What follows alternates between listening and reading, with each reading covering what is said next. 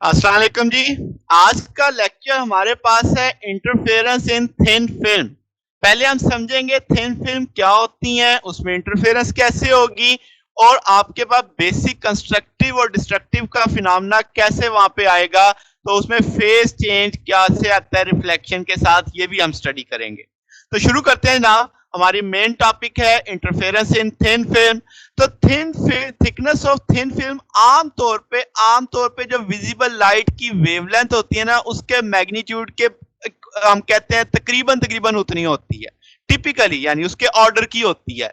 तो आपके पास कोई चीज कितनी मोटी है, जितनी विजिबल लाइट की वेवलेंथ का ऑर्डर है, अगर कोई इतनी चीज है तो वो थिन फिल्म है आपके लिए। ठीक होगी बात। तो अब हम यहाँ पे एक चीज अज्यूम करते हैं कि थिन फिल्म इतनी थिन होती है कि जो 2L है यानी उसकी थिकनेस का डबल, वो भी वन वेवलेंथ से बहुत बहुत कम होता है। आप जानते हैं विजिबल लाइट की जो ऑर्डर है 10⁻⁻⁹ यानी नैनोमीटर के अंदर होती है। तो आप जो भी थिन फिल्म स्टडी करेंगे वो इतनी होगी कि उसकी जो डबल लेंथ है वो भी बेहद बेहद कम होगी किससे, वन वेवलेंथ से। ठीक है बात। तो अब आपके पास क्या है जनाब, हम कहते हैं इसमें बेसिक साइंस क्या है, बेसिक फिजिक्स ये है कि आपकी लाइट वेव्स रिफ्लेक्ट होंगी अपर सरफेस फ्रंट और बैक से थिन फिल्म के। जब वो रिफ्लेक्ट होंगी तो वो कंस्ट्रक्टिव इंटरफेरेंस हो सकती है रिफ्लेक्टेड वेव्स के बीच में, वो डिपेंड करेगा उनके पाथ लेंथ पे। तो आपके पास डिफरेंट यानी मुख्तलिफ जगहों पे वो मुख्तलिफ वेवलेंथ आ जाएंगी, जिसकी वजह से कहीं कंस्ट्रक्टिव हो रही होगी, कहीं डिस्ट्रक्टिव हो रही होगी।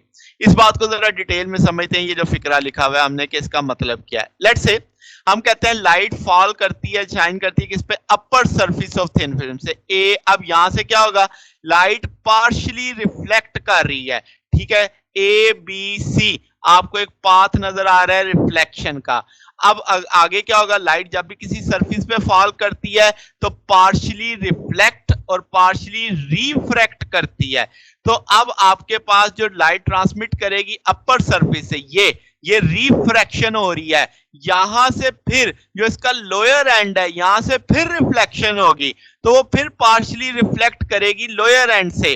तो अब जो पाथ बनेगा A B D E F, बात समझ आई। तो अब आपके पास ये जो दोनों रिफ्लेक्टेड रेज हैं, ये जब पहुंचेंगी पी पॉइंट तक, रेटिना तक, तो अब इसके दरमियान में जो कंस्ट्रक्टिव या डिस्ट्रक्टिव हो सकता है वो डिपेंड करेगा उनके फेज रिलेशन पे, कि ये दोनों आपके पास जो वेव्स हैं, लाइट वेव्स हैं, इनके बीच में फेज रिलेशनशिप क्या है। अब हम जानते हैं कि मुख्तलिफ कलर्स की मुख्तलिफ वेवलेंथ हो सकती हैं। तो आपके पास जो इंटरफेरेंस कंस्ट्रक्टिव आएगी या डिस्ट्रक्टिव आएगी, वो अब डिपेंड करेगा उनके पाथ लेंथ डिफरेंस पे। तो जनाब ये बेसिक अप्रोच है कि कहीं आपको जैसे फर्श पे, गीले फर्श पे मोबाइल गिरा होता है, तो आपको लगता है उसमें कलर चेंज हो रहे होते हैं। वजह क्या होती है, कुछ कलर्स का आपकी आंख के साथ जो पाथ डिफरेंस बन रहा होता है वो कंस्ट्रक्टिव को सपोर्ट कर रहा होता है और कुछ का डिस्ट्रक्टिव को सपोर्ट कर रहा होता है। मगर जब आप मूव करते हैं तो मुमकिन है कि जो पहले कंस्ट्रक्टिव कर रहे थे वो डिस्ट्रक्टिव करने लग पड़े, तो आपको वो नजर आना बंद हो जाएंगे। तो आपको लगेगा जैसे कलर चेंज हो रहे हैं। तो ये बेसिक अप्रोच है आपके पास थिन फिल्म की, कि थिन फिल्म में इस तरीके से कंस्ट्रक्टिव इंटरफेरेंस और डिस्ट्रक्टिव इंटरफेरेंस होती है। वो सारी डिपेंड करती है आपकी पाथ लेंथ के डिफरेंस पे। अब यहां से अब रिफ्लेक्शन का भी अमल आएगा बीच में, वो भी देखते हैं। तो जनाब अब इसका मतलब जो फेज रिलेशनशिप है वो भी इंपॉर्टेंट हो गया, पाथ लेंथ भी आपकी इंपॉर्टेंट होगी। तो दोनों को जरा कंसीडर करते हैं। हम कहेंगे कि फेज चेंज होगा रिफ्लेक्शन के साथ। तो ये जो फेज चेंज है दो वेव्स का, जब वो रिफ्लेक्टेड होती हैं, किन चीजों पे डिपेंड करता है, हम कहेंगे दो बातों पे, कि रिफ्लेक्शन से शिफ्ट आती है या वेव जब डिफरेंट पाथ लेंथ को ट्रेवल करती है तब उनका फेज चेंज हो सकता है। ठीक है, तो अब पहली चीज क्या है, रिफ्लेक्शन शिफ्ट। हम एक चीज मान लो कि जब भी रिफ्रैक्शन होती है उससे फेज चेंज नहीं आएगा। क्या मतलब, अब यहां से ये रिफ्रैक्शन हो रही है तो यहां पे कोई फेज चेंज नहीं आएगा। फेज चेंज कब आता है, रिफ्लेक्शन से। रिफ्लेक्शन फेज चेंज कर सकती है, वो भी डिपेंड करेगा किसके ऊपर, इंडेक्स ऑफ रिफ्रैक्शन पे, यानी रिफ्रैक्टिव इंडेक्स के दो साइड्स जिससे जो जहां पे वो इंटरफेयर कर रही है, इंटरफेस है जो उसके। तो अब क्या मतलब जरा समझते हैं। अब हम एक बात जानते हैं कि लाइट जब एक मीडियम में चलती है और किसी सरफेस पे आती है तो उसकी स्पीड में क्या आता है, बदलाव आता है। तो आपके पास उससे वेव का एक हिस्सा रिफ्लेक्ट हो जाता है और एक हिस्सा क्या हो जाता है, ट्रांसमिट हो जाता है। ठीक है बात। अब जो इंसिडेंट वेव है, अगर वो डेंसर आपके पास है, लेस रिफ्रैक्टिव इंडेक्स मीडियम में ट्रेवल कर रही है, तो लेस रिफ्रैक्टिव इंडेक्स का मतलब क्या है कि इसका ना उसकी स्पीड ज्यादा है, यानी इंसिडेंट वेव ज्यादा तेज स्पीड से आ रही है, तो जिससे टक्कर खा रही है जो सामने वाला मीडियम है, इसका मतलब वो आपका हाई रिफ्रैक्टिव इंडेक्स है। तो ऐसी सूरत में जब वेव जो पार्शियली वापस आएगी, वो आपके पास 180 का चेंज ले चुकी होगी, यानी पाई रेडियन का चेंज ले लेगी या हाफ वेवलेंथ का चेंज ले लेगी। मुद्दा समझ आया कि एक वेव तेजी से आ रही है यानी लेस रिफ्रैक्टिव इंडेक्स है, मगर जब वो सामने टक्कर मारती है तो इसका मतलब अब सामने डेंसर मीडियम अगर डेंसर मीडियम है तो वो वापस आएगी, यानी कि वो 180 का फेज शिफ्ट लेगी। ठीक होगी बात। अब उसका उलट समझो कि अगर आपके पास incident wave greater refractive index में है, यानी एक डेंसर मीडियम में है, यानी एक स्लो स्पीड के साथ चल रही है, तो अब जो रिफ्लेक्टेड वेव होगी उसमें कोई फेज चेंज नहीं आएगा।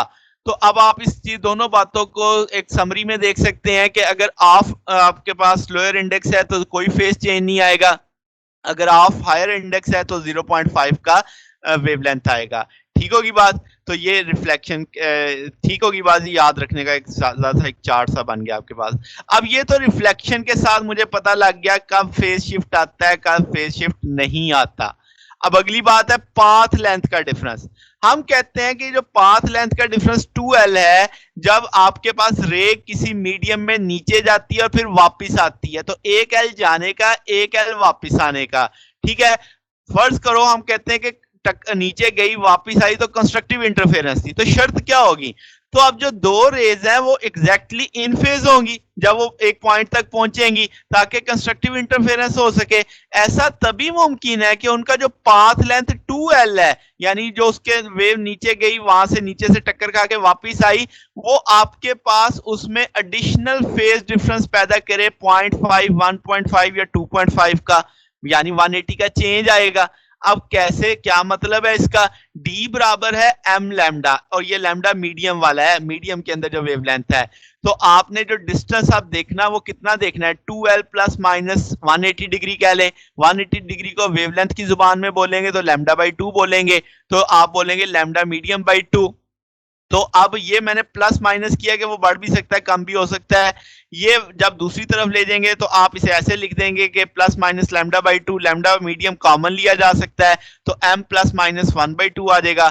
हम जानते हैं कि lambda medium lambda by n के बराबर होता है, तो मैं इसे इन शॉर्ट ऐसे लिख सकता हूँ लैम्डा बाई n।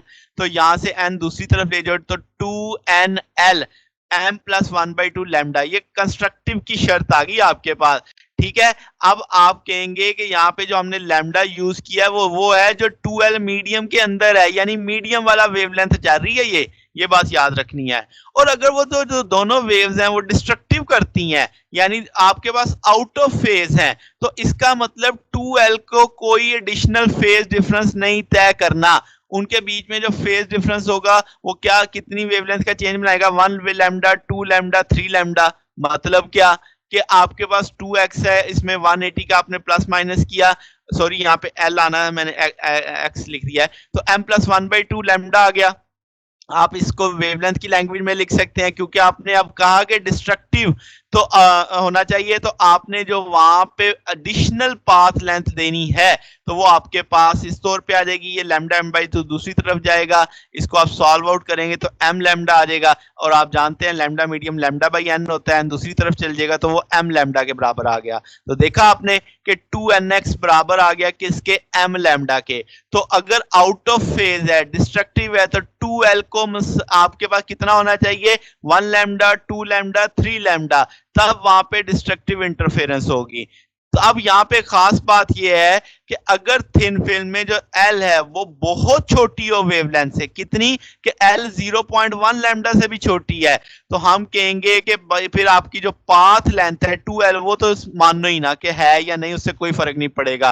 फिर सिर्फ आप फेज डिफरेंस देखेंगे, जो रिफ्लेक्शन की वजह से फेज शिफ्ट आएगी 180 वाली, उसकी वजह से फिर हम इसमें स्टडी करेंगे क्या या कंस्ट्रक्टिव होगी या डिस्ट्रक्टिव होगी। तो मुद्दा समझ आया। तो अब आपने दो तरह की चीज पढ़ी, एक है पाथ लेंथ की वजह से जो फेज शिफ्ट आता है और एक आपकी रिफ्लेक्शन की वजह से जो फेज शिफ्ट आता है। दोनों को आपने समझ लिया कि अगर आप डेंसर मीडियम से रेयर में जा रहे हैं, यानी हाई रिफ्रैक्टिव इंडेक्स से लो रिफ्रैक्टिव इंडेक्स में जा रहे हैं, तो कोई चेंज नहीं आएगा। और अगर लो रिफ्रैक्टिव इंडेक्स से हाई रिफ्रैक्टिव इंडेक्स में जा रहे हैं तो 180 का चेंज आएगा। ये तो रिफ्लेक्शन का था। और जब आप लेंथ वाइज देखेंगे कि आपके पाथ लेंथ का फर्क कितना आएगा, तो कंस्ट्रक्टिव इंटरफेरेंस तभी होगी आपकी कि दोनों वेव्स जो जा रही थी वो आपके पास इन फेज हैं, ठीक है। वो तभी मुमकिन है कि अगर आपके पास 2nl यानी ये जो प्रोडक्ट है आपके पास ये बराबर हो किसके, हाफ वेवलेंथ के, यानी जिसे odd integral multiple of wavelength आप बोल सकते हो। और अगर आप डिस्ट्रक्टिव इंटरफेरेंस देख रहे हैं तो वो दोनों वेव्स जाहिर सी बात है आउट ऑफ फेज होंगी। ये तभी होगा अगर 2l जो है यानी नीचे जाने और वापस आने का जो रास्ता है वो कितना हो जाएगा, 1 लैम्डा 2 लैम्डा या 3 लैम्डा के बराबर, तब आपके पास वहां पे एक डिस्ट्रक्टिव इंटरफेरेंस हो रही होगी। तो ये बेसिक आपका कंसेप्ट था जिसमें हमने इंटरफेरेंस इन थिन फिल्म देखा। कल हम इसकी एक एप्लीकेशन देखेंगे न्यूटन रिंग्स के बारे में, माइक्रोसा इंटरफेरोमीटर भी इसी की एप्लीकेशन में आ जाएगा। तो ये जनाब हमारा आज का टॉपिक था, जिसे अगर आपको इसमें कोई बात पूछनी हो, कोई डाउट हो तो नीचे कमेंट्स में पूछ सकते हैं। वीडियो अच्छी लगी हो तो वीडियो को लाइक कीजिएगा, दोस्तों के साथ शेयर कीजिएगा, चैनल को भी सब्सक्राइब कर दीजिएगा। अब तक के लिए इतना ही, बाकी इंशाल्लाह फिर नेक्स्ट देखेंगे। ओके, अल्लाह हाफिज।